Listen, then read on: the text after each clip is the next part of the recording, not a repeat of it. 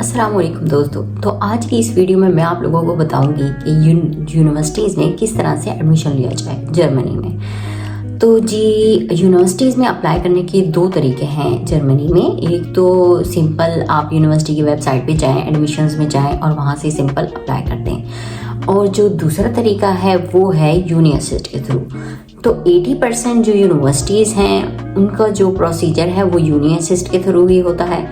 तो आप लोगों को इस वीडियो में मैं बताऊंगी कि यूनी असिस्ट के थ्रू आप लोग किस तरह से अप्लाई कर सकते हैं, कि किस तरह से यूनी असिस्ट पे अकाउंट बनाया जाए और किस तरह से अप्लाई किया जाए और डॉक्यूमेंट्स को किस तरह से अपलोड किया जाए। चलिए आइए। अच्छा जी, मेरा प्रोसीजर तो मेरे हस्बैंड ने सारा किया था यूनी असिस्ट का। सारा जो भी डॉक्यूमेंट्स वगैरह अपलोड किए थे तो वो आप लोगों को खुद ही बताएंगे कि किस तरह से उस पर अकाउंट बनाया जाए और किस तरह से डॉक्यूमेंट जो हैं वो अपलोड करने हैं। आज मैं आपको अपने वीडियो में एक्सप्लेन करूंगा कि यूनी असिस्ट के थ्रू जर्मनी की यूनिवर्सिटीज़ में अप्लाई किस तरह से किया जाता है। तो सबसे पहले हम यूनी असिस्ट की वेबसाइट ओपन करेंगे, क्रिएट अ न्यू अकाउंट बनाएंगे। ईमेल आपने अपनी पुट करनी है, री एंटर ईमेल करना है, पासवर्ड आप अपना रीसेट कर लेंगे और सिंपल तरीके से क्रिएट अ न्यू अकाउंट हो जाएगा। मैंने ऑलरेडी अपना अकाउंट क्रिएट किया हुआ है, तो अब मैं आपको अपने अकाउंट पे ले जाता हूँ। My application. तो मैंने आज से 1.5 साल पहले जर्मनी की यूनिवर्सिटीज़ में अप्लाई करना स्टार्ट किया था। आप ये देख सकते हैं। जो लोग इंजीनियरिंग की फील्ड से हैं उनके लिए तो ये वीडियो बहुत ज़्यादा इंफॉर्मेटिव है, क्योंकि मेरे हस्बैंड भी इंजीनियरिंग फील्ड से हैं और उनमें सारी यूनिवर्सिटीज़ का आपको बताया जाएगा कि मतलब कौन कौन सी यूनिवर्सिटीज़ हैं जिनमें जो है आप लोग अप्लाई कर सकते हैं और आसानी से आप लोगों का हो सकता है विद लो CGPA। ये नहीं कि आपका 3.7 है, बहुत कम ही CGPA के साथ आप इन यूनिवर्सिटीज़ में आराम से अप्लाई कर सकते हैं और एडमिशन ले सकते हैं। फर्स्ट टाइम मैंने विंटर सेमेस्टर 2023 से 2024 में 8 यूनिवर्सिटी सेलेक्ट की, ठीक है।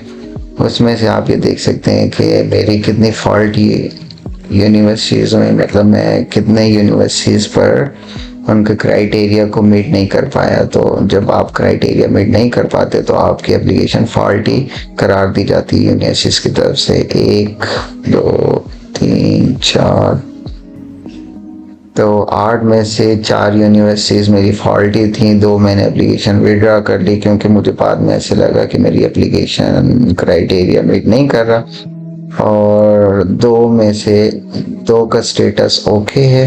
जब स्टेटस ओके हो जाता है, जैसे ये BTU कॉर्बस और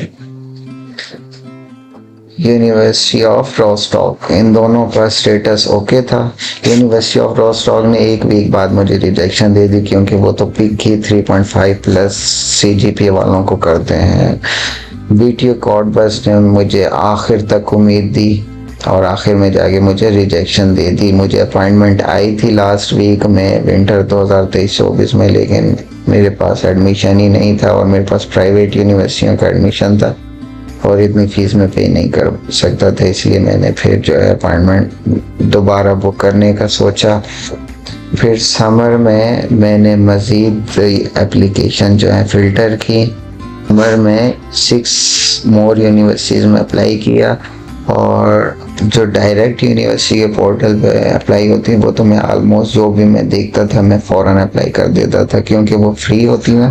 और यूनिवर्सिटी जो है वो 30 यूरो पहली एप्लीकेशन की 75 यूरो लेती है और उसके बाद जो है 30 यूरो चार्ज करती है। तो 6 यूनिवर्सिटीज़ में से मेरा अब सिर्फ एक एप्लीकेशन फॉल्टी है, वो भी इसलिए कि ये 3 रिक्वायरमेंट थी और मेरा 2.91 CGPA था। बाकी एप्लीकेशन जो है वो ओके हैं, लेकिन यहाँ पे भी मुझे 2 यूनिवर्सिटियों ने एडमिशन दिया। एक था ये OTH रेगन्सबर्ग और मेरा अपॉइंटमेंट समर में ये हुआ कि मई में अपॉइंटमेंट आई, तो उस टाइम तक यूनिवर्सिटी ऑफ कील की जो एनरोलमेंट डेडलाइन थी वो ख़त्म हो गई थी और OTH रीगन्स पर की जो है एनरोलमेंट की डेडलाइन वो भी ख़त्म हो गई थी। तो मैंने फिर यूनिवर्सिटी ऑफ कील की बेस पे अपना इंटरव्यू दिया और उन्हें कहा कि मुझे 2 वीक दे दे, मैं आपको इनरोलमेंट लेटर सेंड कर दूंगा। तो मई में दोबारा से एप्लीकेशन ओपन हो जाती है। मैंने यूनिवर्सिटी पे फ़ौरन इंटरव्यू के बाद फ़ौरन आके अप्लाई किया मैंने और विद इन 2 वीक्स मुझे एनरोलमेंट लेटर मिल गया अपने इंटरव्यू के बाद। लेकिन मेरी बैड लक ये थी कि मुझे 10 दिन बाद ही एम्बेसी ने रिजेक्शन लेटर सेंड कर दिया था और फिर मैंने अपील की अपने TCN के अगेंस्ट और मुझे ऑलमोस्ट 5 मंथ लगे एम्बेसी से रिप्लाई आने में। तो एम्बेसी ने मुझे कॉल करके मुझसे ब्लॉग अकाउंट अपडेट करवाई, हेल्थ इंश्योरेंस दोबारा मंगवाई, ट्रैवल इंश्योरेंस मंगवाई और वो फिर उन्होंने फर्दर प्रोसेस की। तो अच्छा जी, होता ये है कि हम जो हैं हम भेजते हैं अपने डॉक्यूमेंट्स यूनिवर्सिस्ट को, यूनिवर्सिस्ट उनको फ़िल्टर करके यूनिवर्सिटीज़ को भेजती है। तो यूनिवर्सिटी फिर 1 से 2 मंथ में रिजेक्शन या एक्सेप्टेंस लेटर जो है वो किसी भी स्टूडेंट को भेज देती है। तो ऑलमोस्ट मैंने 30 से 40 यूनिवर्सिटीज़ में अप्लाई किया। मेरा CGPA 2.91 था। CGPA 3 से कम हो और मैकेनिकल हो तो फिर कंपटीशन बहुत टफ होता है। तो आपको मैक्सिमम यूनिवर्सिटीज़ में अप्लाई करना होता है CGPA के लिहाज से। तो अब अल्हम्दुलिल्लाह मेरे पास 3 यूनिवर्सिटियों के एडमिशन इस विंटर में मौजूद हैं, विंटर 2024 से 25 में। और मैंने वो पर्टल यूनिवर्सिटी का डेफर करवा दिया और यूनिवर्सिटी ऑफ कील में मैंने एनरोलमेंट करवा ली, जिसका प्रोसेस मेरा एम्बेसी में अभी चल रहा है।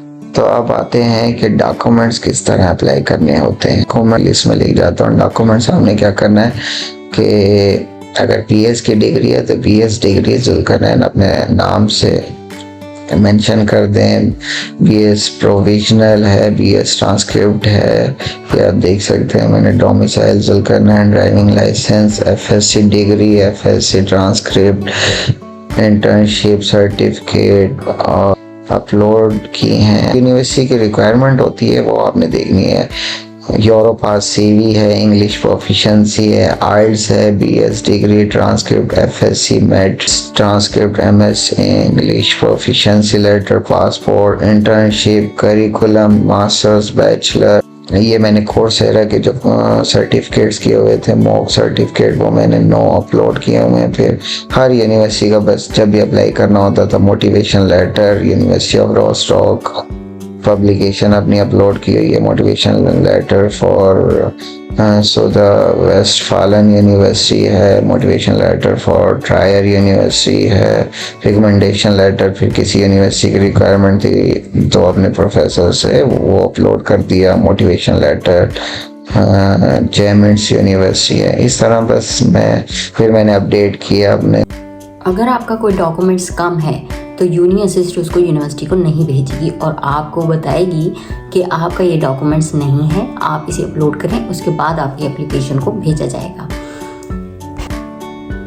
अच्छा जी, तो सीन कुछ ऐसा था कि मेरे हस्बैंड जो है मैकेनिकल इंजीनियरिंग के स्टूडेंट हैं और उन्होंने 40 से 50 यूनिवर्सिटीज़ में तकरीबन यूनिवर्सिटी के थ्रू जो है वो अप्लाई किया, लेकिन उनको 4 यूनिवर्सिटी से, मतलब 4 पब्लिक यूनिवर्सिटी से उनको एक्सेप्टेंस आई। CV को तो फिर अपडेटेड लिख दिया तो और थोड़ी सी अपडेट की, तो इस तरह फिर अपडेटेड कर दो अगर कोई प्रीवियस डॉक्यूमेंट्स आप दोबारा से अपलोड कर रहे हो। और बस ये मोटिवेशन लेटर मैंने हर यूनिवर्सिटी का सेपरेटली मैंने अपलोड किया है। यूनिवर्सिटी से अप्लाई करने का तरीका, आपको जब एवालुएशन कर लेती है तो इनबॉक्स में आपको डॉक्यूमेंट्स सेंड करती है। ये एवालुएशन रिपोर्ट है, और कुछ में वीपीडी अपलोड होती है तो वो वीपीडी सेंड कर देती है। कि वीपीडी मैंने रोजनहाइम में अप्लाई किया, उसमें ओटीएच रीगन्सबर्ग की मैंने वीपीडी अपलोड कर दी, जिससे मुझे उन्होंने मतलब रोजनहाइम के लिए कोई स्पेसिफिक वीपीडी नहीं चाहिए, जनरल वीपीडी किसी भी यूनिवर्सिटी की अपलोड करोगे वो प्रोसेस कर देते हैं। इस टाइम अगर किसी को मैकेनिकल में एडमिशन नहीं मिल रहा तो वो ट्राई लाजमी करे, रोजनहाइम में अप्लाई करे, इंशाल्लाह उसमें एडमिशन आपको मिल जाए। अच्छा जी, उम्मीद करती हूँ कि आप लोगों को यूनिवर्सिटी पे डॉक्यूमेंट्स अपलोड करने का तरीका आ गया होगा और अकाउंट बनाने का भी। अगर फिर भी कुछ समझ ना आए और अगर थोड़ा सा देखने में कुछ ब्लर नज़र आ रहा है तो आप लोग बिला झिझक कुछ भी पूछ सकते हैं, आप लोगों को इंशाल्लाह ज़रूर गाइड किया जाएगा। और जिन लोगों को अकाउंट बनाना नहीं आता, इस वीडियो को उन तक आप लोग पहुंचा सकते हैं ताकि किसी का भला हो जाए। अच्छा जी, तो नेक्स्ट वीडियो फिर मैं इंशाल्लाह किसी और टॉपिक पे बनाऊंगी, और अगर आप लोगों को कुछ समझ ना आ रहा हो, कुछ पूछना चाह रहे हो तो आप लोग बिला झिझक कुछ भी पूछ सकते हैं, मैं नेक्स्ट वीडियो उस टॉपिक पे भी बना सकती हूँ।